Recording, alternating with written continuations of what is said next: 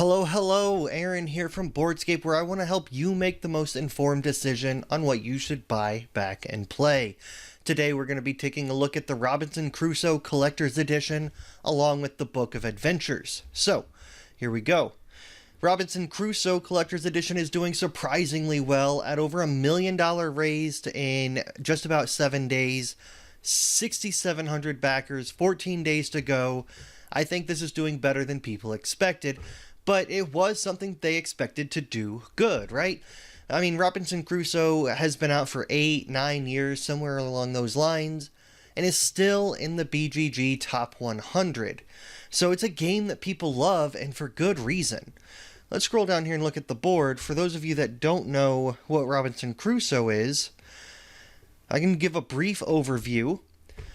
Robinson Crusoe is going to be a major mix between a Euro and an adventure game, right? Almost a narrative adventure, where throughout the game you're going to be given these different scenarios. So every time you play, it might be a little bit different, which is going to be major when it comes to the Book of Adventures that we'll cover in just a minute. The base game comes with 7 different scenarios. Both expansions, the Treasure Chest and the Mystery Tales, give a variety of different scenarios, as well as just, again, 50 scenarios that we're going to cover in a minute. So every time you play is going to be a different scenario, and that might be everything from this Castaways, this initial one where you are trying to build up a fire. You're trying to survive winter while building a giant pile of fire, and so that ships might be able to see you and rescue you. All the way to Cursed Island, the volcano. Jenny needs help. Jenny's stuck on an island, and you got to build a little raft ship thing to go save her. The way that you play the game is going to be different. What you're trying to do is going to be different depending on the scenario, which already adds a major element of replayability to this game. So every character is going to have 2 actions per turn. And the way that this works is that these actions, if you can see here, the little people, the actions can be either split up or put together. So if you use both actions to try to accomplish something, then you automatically succeed.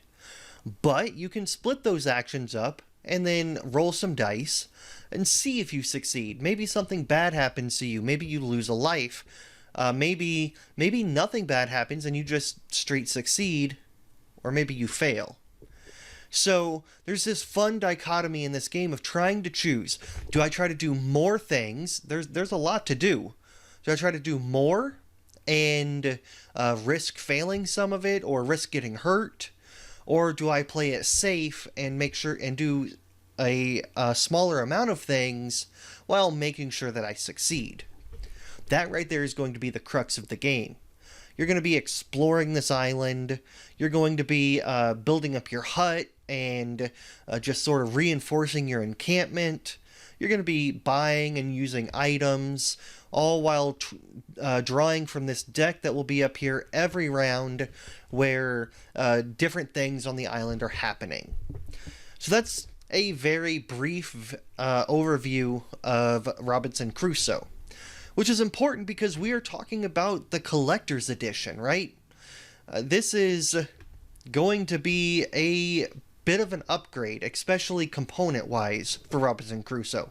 Now, gameplay-wise, except when you get to stretch goals, there's not going to be much different with this collector's edition. So I would go ahead and say that if you aren't sure if you're going to like this game, you can definitely get it cheaper elsewhere, instead of spending all the money on this right now and maybe not liking it, right? So let's go ahead and take a look here at the stretch goals, because they have those up front, because this is where the crux of new content is going to come in for the collector's edition. The collector's edition is going to, we're going to see in just a few minutes, it's going to give us things like an insert and some miniatures. But the stretch goals are really what is driving this campaign, because those are really going to be the only things that you can't get later on in stores. You'll be able to purchase the collector's edition in the Book of Adventures without these stretch goals later.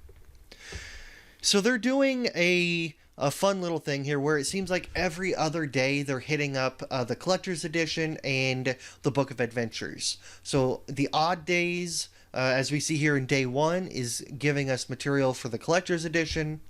The even days for the Book of Adventure. Day 1 here is going to be a modular camp model. Now, as I said, you're going to be building up your camp. You're going to build a camp, you're going to build palisades, you're going to build a roof and try to reinforce it to keep rain out. And this is going to give you a legitimate way to do that and have a physical representation on the table so that you can see how built up you are and how far you have to go. When you have to destroy a piece, you're literally going to take it off, and it's going to look less than before, instead of just moving a little cube down, or a little, what are they, little circle cube things, down a track. So the physical representation here is awesome. My only worry is I don't know how fiddly this is going to be. I don't know how much I'm going to actually want to pull this out, and build it up, take that extra time in a game that already can take a little while, opposed to just moving tracks up and down for an easy way to see. So it's a very cool concept, and a lot of people will like this. I'm just not sure if I personally would want to spend the extra time to mess with all the individual pieces. Day 2, the competitive scenario for the Book of Adventures. Usually in all the adventures, this is a pure co-op game. This is giving a competitive scenario, yin-yang, where you are seeing who can build up the best school of martial artist titles. So build your dojo, battle the yin-yang, that stuff. A competitive scenario, which if you play this game a crap ton, that's going to be something fun for you maybe.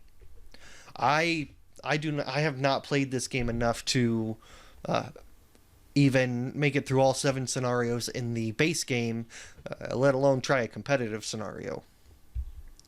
The Volcano Dice Tower looks really cool. That's day 3. I like the colors. There's a few people online that really don't feel like this matches the aesthetic, but I think that it looks awesome.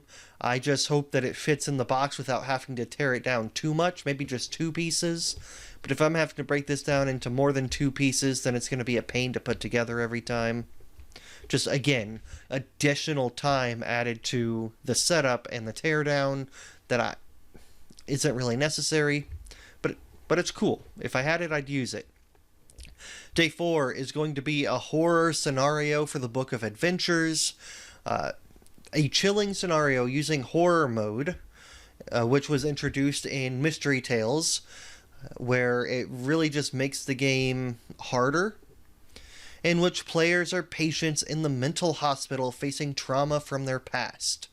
So it almost has this sound, or this feeling like you're in a mental hospital and everything happening on the island is just sort of in your imagination. So it's a cool scenario.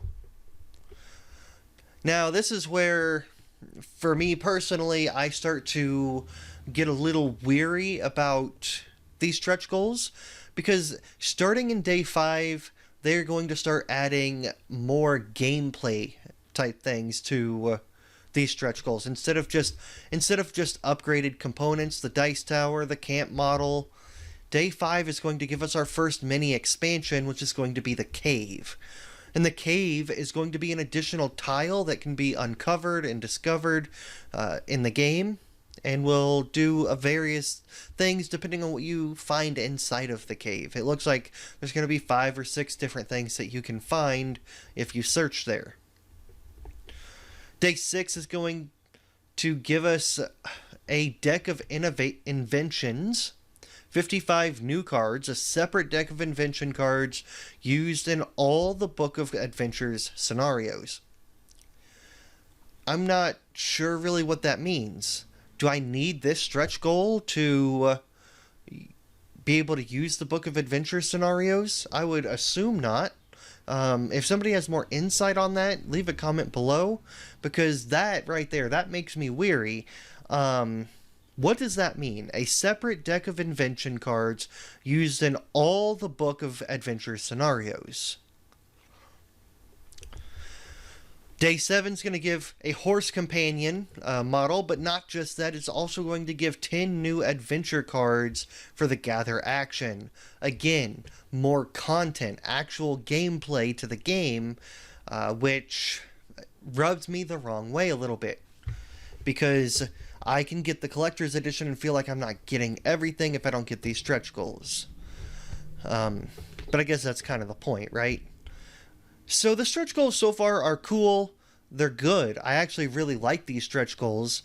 I'm not a huge fan of when they add gameplay like these adventure cards, this deck of inventions, this cave mini expansion, instead of just upgrading components. So let's go ahead and look at the rewards. The rewards are going to... I have everything set to US dollars. So if you want everything new, if you want the collector's edition game along with the Book of Adventures, it's going to cost $135. Not terrible. You're not really saving anything from buying them individually here. The Book of Adventures is $35. The collector's edition pledge is $100. So actually, you save like a couple cents is all. So it's not really you're not really saving anything by combining them, but if you want everything, then there's one pledge level. The Book of Adventures, as we said, is going to be $35. The shipping is going to be $15 if you want just the Book of Adventures, and so that makes this $50 total, whereas to get this right here is going to be about $30, so about $15 a piece between the Book of Adventures and the Collector's Edition pledge. $15 for this extra book is a lot. So you're going to have to decide if you want to spend $35 plus $15, which is basically paying for those stretch goals. So you're going to pay $15 extra and get 5 to 10 extra stretch goal scenarios, or you can wait and get this for $30, $35 later on in a store without those extra scenarios. And that's going to be a decision you have to make. This is going to give you 50 new scenarios. Is 5 more really worth $15?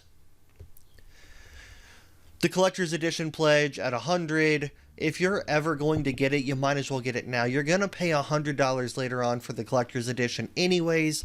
You might as well get it with the stretch goals and all the extra stuff. Now, if you already have Robinson Crusoe, then this Castaway Veteran pledge is the one that you want.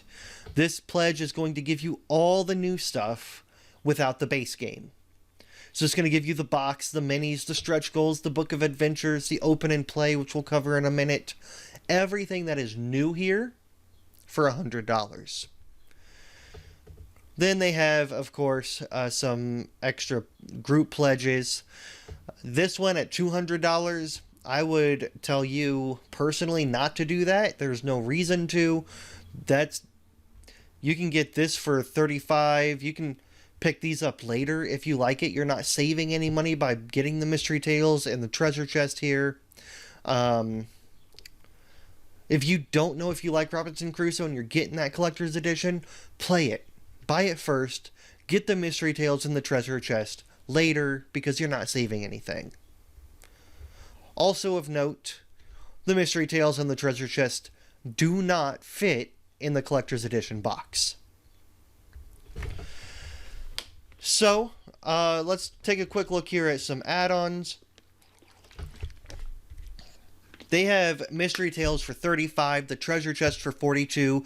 You can oftentimes find those on online game stores or Amazon for $30 to $35. Again, don't buy those two items here.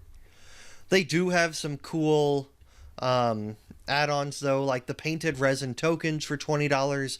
I might end up picking those up just because they look kind of nifty. They have horror dice and a neoprene mat, card sleeves. If you want an extra game board, if you're just getting the collector's edition or the upgrade pack, and your board is old and worn out after 8-9 years, then for less than $5 you can get a new board. You might as well. So, here is where we actually get into the meat of this and see what is in the collector's edition. The collector's edition is going to give you all these minis. Now, in the base game, they come with little circular discs that you place through over the board. And this is going to replace those, obviously, with these minis. Some for everything that you could imagine. And these minis are done, if you don't know, by Awaken Realms, who has some of the most gorgeous minis out there. I mean, they did Etherfields, Tainted Grail, what's the Aliens one? Leave a comment below. What's the alien one that they did? Can't remember, whatever. But they have beautiful miniatures, and they have a record. They're on record as having that. So that is going to be the main drawing point for a lot of people. The table presence with these out there is going to be significantly different than having those little discs that you're placing out. It's going to have a storage box, which is good because there's so much crap in that base game, plus all of these figurines. Having a good actual storage solution, I'm glad that they're doing that. Now, this is something that a lot of people are excited about. They're giving us an open and play tutorial. So I believe it's broken into 4 different scenarios where they just gradually introduce the game to you and all the different rules, which is important because Robinson Crusoe has been synonymous with a hard game to learn. The rulebook sucks. I've just read it twice in the last couple weeks, getting ready to, or as I learned the game, I had to watch some online play. If you want to learn it, Watch It Played, which they have linked below, is a very good one to watch because they have both a how to play as well as a 3-part playthrough, and it really does walk you through it and help you understand what's going on. But this scenario book is going to be brilliant for teaching new players. Because, again, the rulebook is terrible. It's not as bad as something like Mage Knight, but it's dry, it's not very well put together. I believe there's like 30 pages worth of FAQ online. Just, it's a difficult game to wrap your head around. So, if you're new, if you maybe you have Robinson Crusoe and are like me and just haven't pulled it out or pulled it out once and said, this is too much and put it away, then this scenario book, this open and play tutorial, is going to be perfect for learning this game. Then they're also going to have a companion app, which is, I guess, cool. And then everything that you already get in the base game, they're just showing you which miniatures go with which character that you can play as. Dog, Friday. Now, I have to admit that I don't like this Friday miniature. The miniature itself looks cool. In the game, Friday is a local who is basically helping you out. And I don't get this miniature because it doesn't look like the picture, right? When I look at, they almost did a 1-for-1 with the dog. And then you have Friday's face here and this here, and I just don't understand why they changed it where they don't really match up. I mean, a lot of these miniatures, most of them match up. Why does Friday not? Maybe they did an update or an FAQ about it. Maybe they answered it in a comment and I didn't see it, but it could be for cultural reasons, for all I know. And if that's the case, then I understand it. I just want to know what's up with that. And maybe it's just the hair that's bothering me. I don't know. But anyways, you get all the crap that you get in the base game. These are the little player discs that you're usually using, so you can see how different that is compared to those miniatures. And you can just imagine what it would be on the table, right? The Book of Adventures. Now, this is what I personally am most excited for, because this is going to give you 50 new scenarios. And that's a heck of a lot. And what they've done here is given us so many different ways of breaking this down and figuring out which scenario you want to play that it's unbelievable. So they break it down by genre. You're going to have historical and adventure, fantasy and sci-fi. You're going to have different difficulties, easy, medium, hardcore, which might be good for a lot of people because this is a notoriously hard game where you're only going to win 10 or 20% of the time, even when you know what you're doing. The randomness in the dice, the randomness in the cards, it just sort of... The game is built to kill you. And so trying to see what easy is, does that mean I'm going to win those easy scenarios maybe 50% of the time?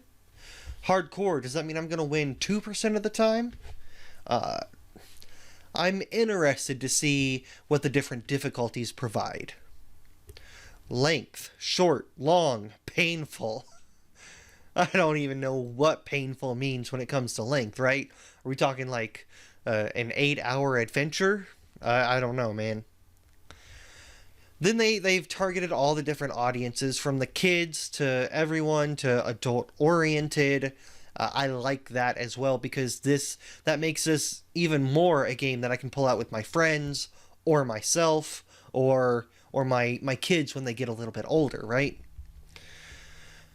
So they give us a couple little looks at what some of these adventures will be like, such as the Sinking Lands, the Wave of the Living Corpses, the Pearl Diving. If you want to come here and read each of those, then there's going to be a link to the game found to the site below. And you can just sort of check out what some of those, the Sinking Lands, Wave of the Living Corpses, the Pearl Diving, what those might consist of. They give us a little look at Mystery Tales, as well as the Treasure Chest. Now, the playthroughs and reviews, this is the one I was talking about. It's actually first on their list.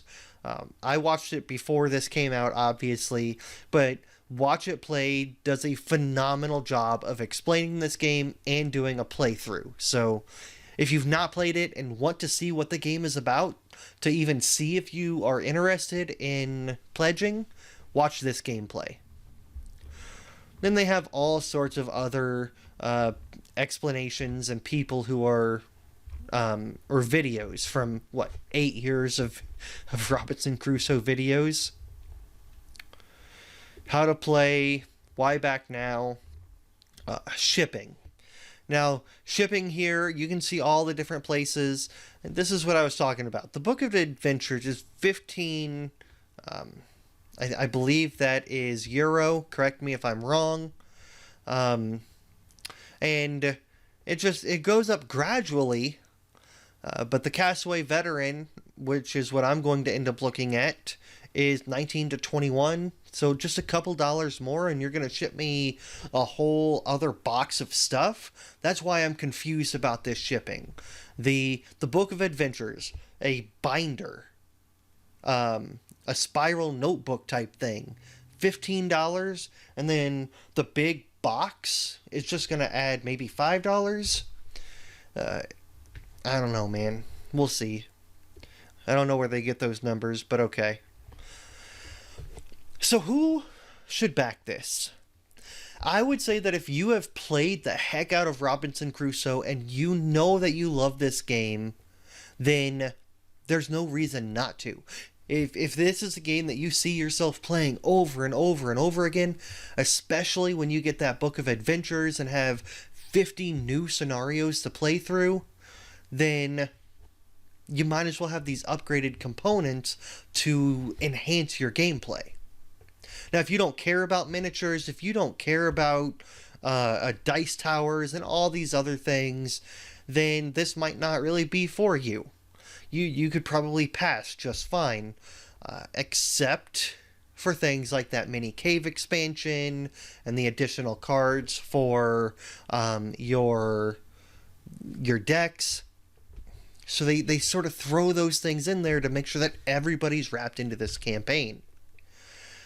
Now, if you've not played Robinson Crusoe, then I would say do one of two things. Either watch that playthrough, the Watch It Played playthrough, and make sure that this looks like a game that's going to be for you, or get this cheaper elsewhere and see if this is really a game that you're going to be able to commit to. Because in that base game alone is going to be 7 adventures that you're going to play multiple times, because you're going to die.